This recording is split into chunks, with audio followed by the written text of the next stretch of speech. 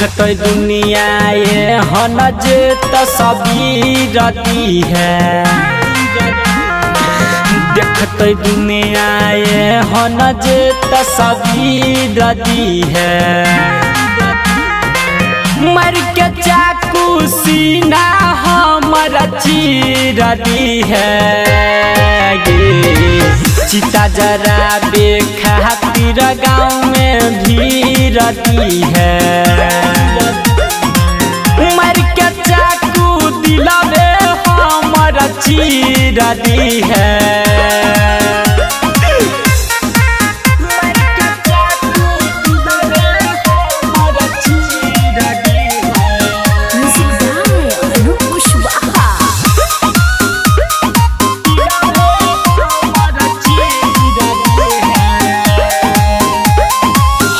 नहीं रहबो दुनिया में हंसतो नहीं टोला समाज गे।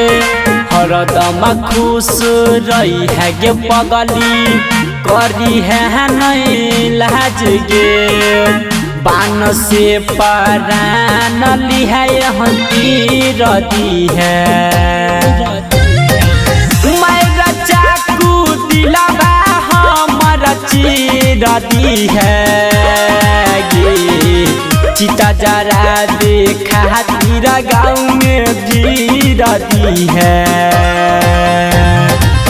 मेरा चाकू दिलावा हमारा चीर दी है।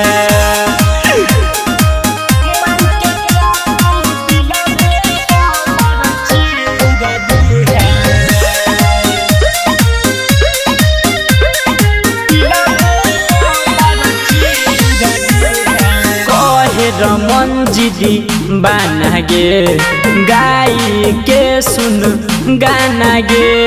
रची है ये हन कहानी जे सुन देखता हूँ जवाना गे। मर जे बहुत भोज में सबके खीर दी है। मर के चाकू दिलावे हमारा चीर दी है। चिता जरा देखा तीरा गाँव में भीड़ दी है। मर के चाकू दिलावे के पगली चीर दी है।